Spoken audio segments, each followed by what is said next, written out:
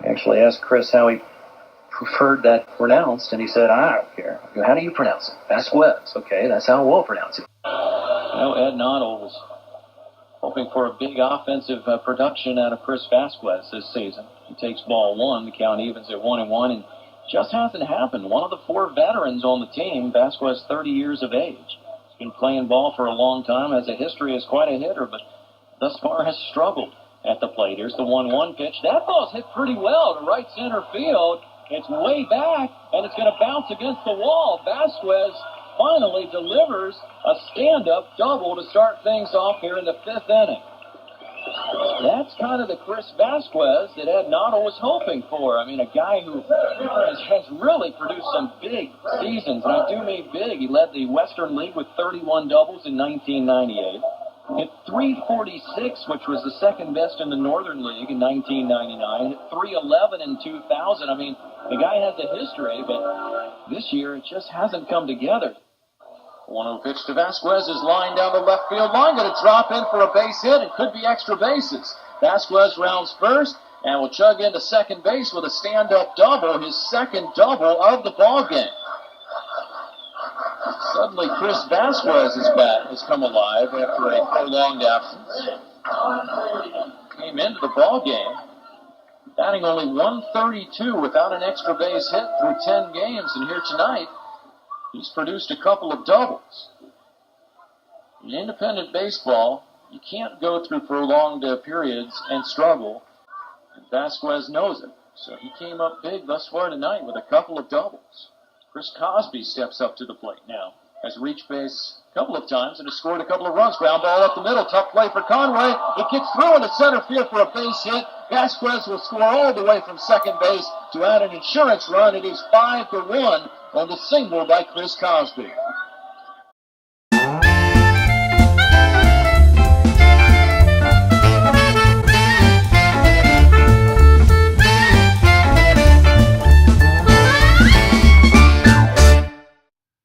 So Chris Vasquez closed out his brief stay with the Brockton Rox by going 3 for 5 that night. But it wouldn't have mattered whether we went 5 for 5 with 5 home runs. The decision to release him had already been made. Not exactly sure by whom, whether it was manager Ed Noddle or majority owner Van Schley. As the season wore on, I gained Ed's confidence, and he opened up to me more and more. He'd tell me things off the record, knowing that he could trust me not to repeat it on the air. We hadn't quite reached that point yet. He basically just told me that changes were coming. Now, the reason I'm unsure whether he made the call on Vasquez is that they were in the Northern League together on opposing teams for 3 seasons. Ed knew that Chris could hit. The problem here was that not only was Vasquez not hitting, neither was Mike Moore. And then you had Spurl and Daubert and Mel Rosario all struggling. So my guess is that Noddle said, hey, I need another bat in the lineup. And Van Schley said, I can fix that. Van wasn't one to sit on his hands. He'd owned other ball clubs and had been extremely active in his player personnel. He was a knowledgeable baseball guy and used to go out scouting on his own. Now he had a very capable player personnel man in Barry Moss. So either Moss or Schley responded to Noddle's request for more firepower and came up with Dan Rohrmeyer. Dan, like Vasquez, was a veteran who could hit, had more than 250 home runs in professional baseball, drove in 120 runs in 1997 against AAA pitching, earning a call to the major leagues where he batted .333 in his month with the Seattle Mariners. Dan was a first baseman.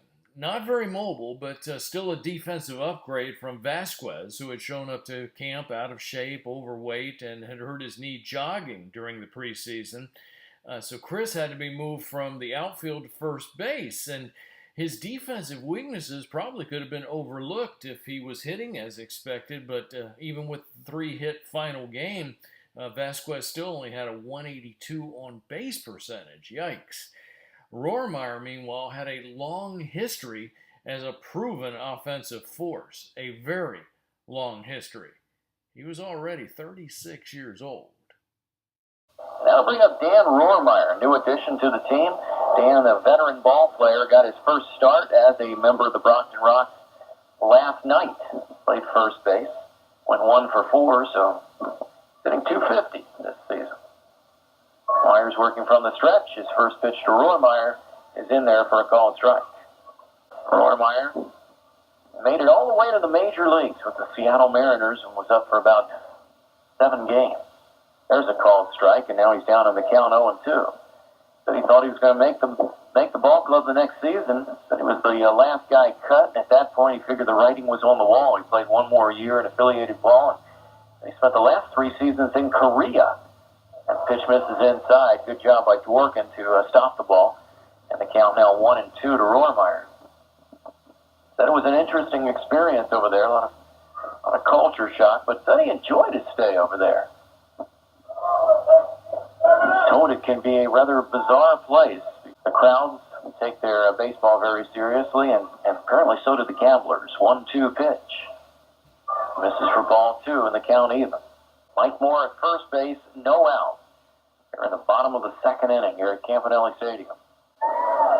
Myers comes set, the 2-2 pitch. Hit high in the air to left center field. Long run for Brown, and that one's going to drop in for a base hit. Moore rounding third base. He's coming home. Rohrmeyer is in with a double, and Mike Moore comes across to score the first run of the ball game. Rox leading the Jackals 1-0 here in the bottom of the 2nd inning. The Rox made 2 more cuts. Pitcher Dan McCall was released just before his 23rd birthday with a 7.94 earned run average in 3 appearances.